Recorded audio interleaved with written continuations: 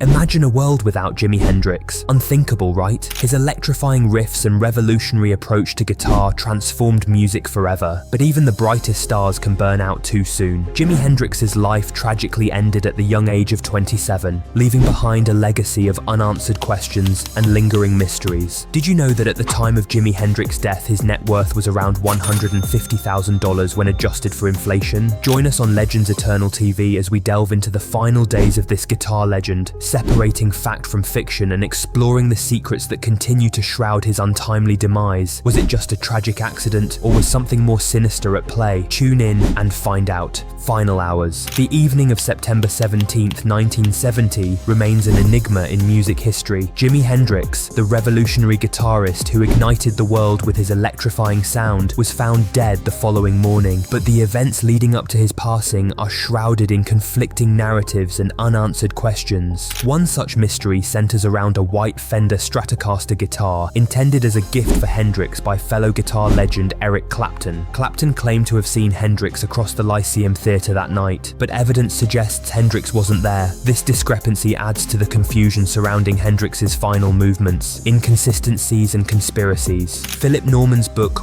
Wild Thing delves into the mysterious circumstances surrounding Jimi Hendrix's death. Two key witnesses, Monica Danneman and Eric Burden, offer conflicting accounts of that fateful night. Monica, Hendrix's companion, gave varying stories about what happened. Initially, she claimed she found Hendrix unresponsive and called an ambulance between 9 AM and 11 AM. Later, she changed her story, insisting that Hendrix was alive when he was taken away in the ambulance. Eric Burden, a musician and friend of Hendrix, provided a different version. After a frantic call from Monica, he rushed to the hotel at dawn and saw the ambulance leaving. Inside the hotel room, he found a poetic note titled The Story of Life, which he assumed was a suicide note. Burden then spread the word that Hendrix had intentionally overdosed. Norman points out significant inconsistencies, especially regarding the time the ambulance was called. Official records show the ambulance was dispatched at 11:18 AM, which doesn't match either Monica's or Eric's accounts. These discrepancies fueled numerous conspiracy theories. Some people believed that Hendrix's manager, Mike Jeffrey, had orchestrated his death to cash in on a $2 million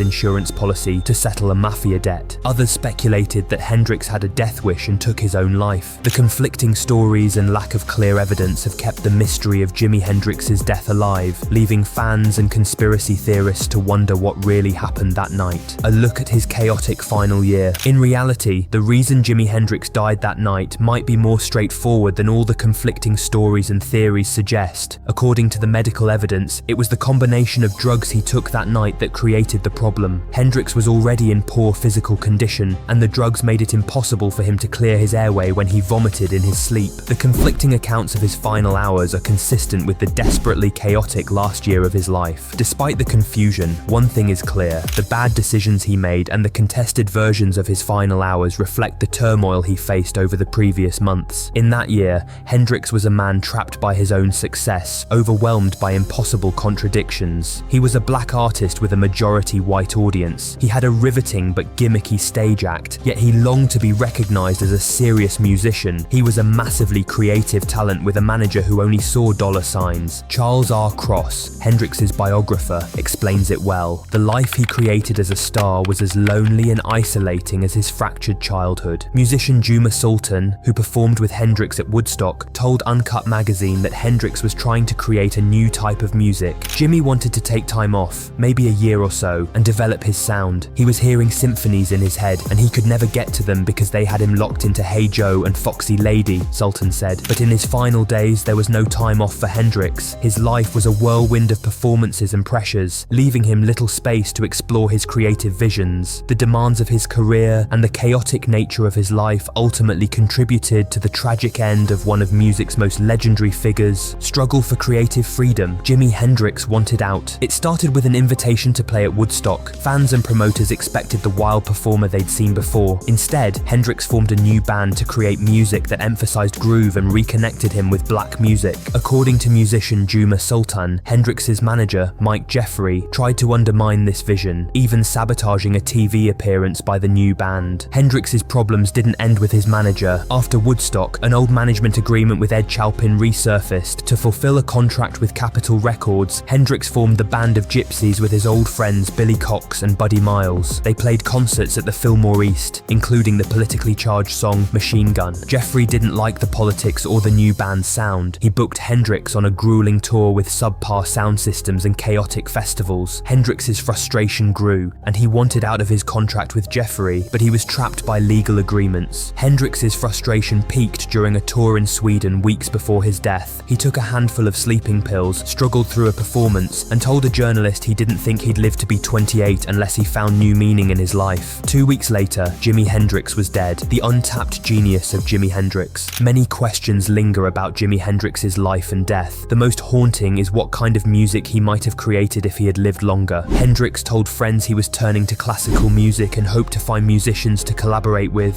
Listening to his recordings made before his death, we get glimpses of his untapped potential and his undeniable greatness. How great could he have been? Eric Clapton, who invited the unknown Hendrix to jam with Cream in 1966, has an answer. When Hendrix played Killing Floor, Clapton stopped playing, lit a cigarette with shaking hands, and said that Hendrix was truly that good, and he will always be remembered for his greatness. Jimi Hendrix's music lives on, a testament to his undeniable talent and enduring influence. While the mysteries surrounding his final days may never be fully resolved, his legacy as a guitar god is forever etched in rock and roll history. What are your thoughts on the unsolved aspects of Jimi Hendrix's life? Let us know in the comments below. If you enjoyed this exploration of a musical legend, hit that like button and subscribe to Legends Eternal TV for more captivating stories about the unforgettable icons who shaped our world. Ready to continue your journey down memory lane? Choose your next destination from our library of videos now. See you there.